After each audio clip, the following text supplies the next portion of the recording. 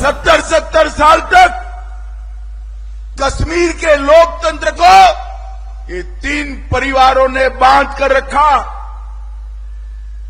अब्दुल्ला परिवार, गांधी परिवार और मुफ्ती परिवार। हमारे देश की संसद पर हमला जिसने करवाया वो अफजल गुरु को फांसी देनी चाहिए थी या नहीं देनी चाहिए थी? जोर से बोलो, देनी चाहिए थी या नहीं देनी चाहिए?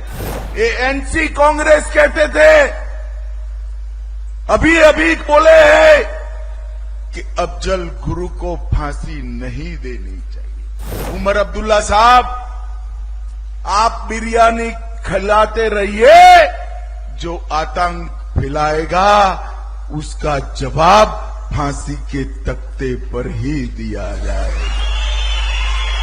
कल उमर अब्दुल्ला जी और राहुल बाबा कहते थे हम कश्मीर में लोकतंत्र लाएंगे। अरे किस मुंह से आप?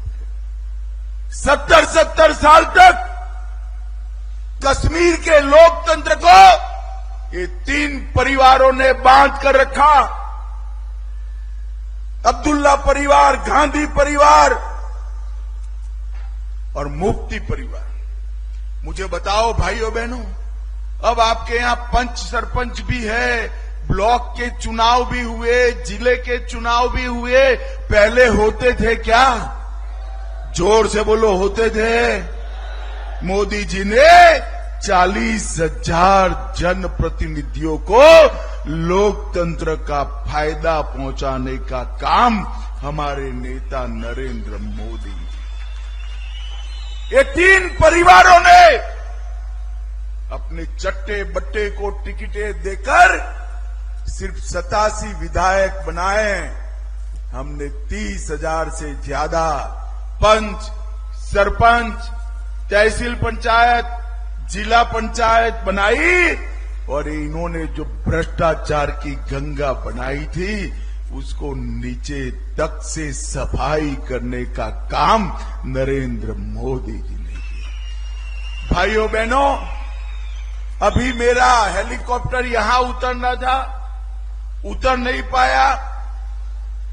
मैं उधमपुर उतर कर आया। ड्राइवर साहब ने कहा मुझे कि 32 किलोमीटर है साहब। मैंने बोला मर गए, 32 किलोमीटर है तो कम से कम 1 घंटा लगेगा, मगर 25 मिनट में मैं आपके सामने आकर भाषण। दिल्ली और गुजरात जैसी सड़कें ये पहाड़ियों की चोटी पर बनाने का काम हमारे नेता नरेंद्र मोदी ने किया। मैं एक और बात चनैनी वालों आपको पूछना चाहता हूं।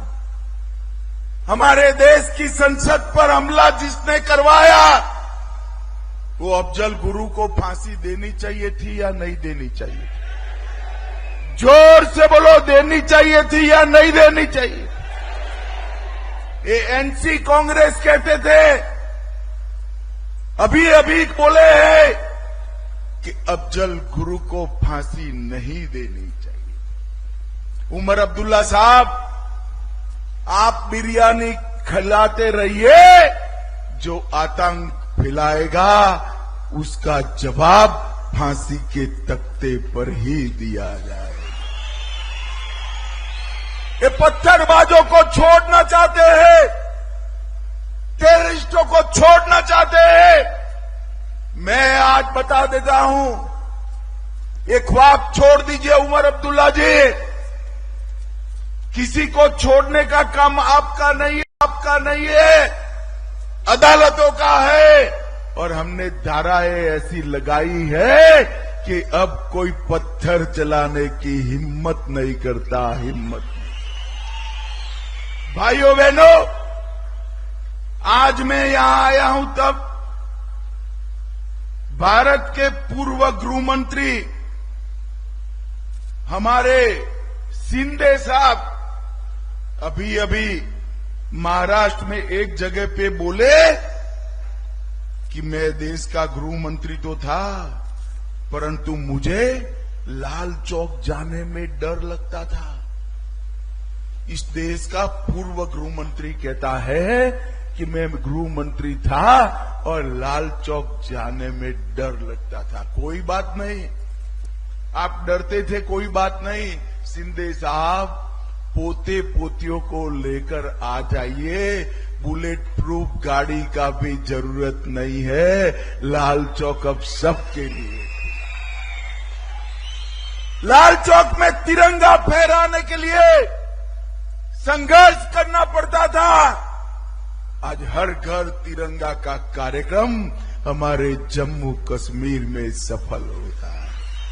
लाल चौक में गणपति उत्सव, मोहर्रम और जन्माष्टमी धड़ल्ले से मनाई जाती है, कहीं से गोली नहीं चलती है।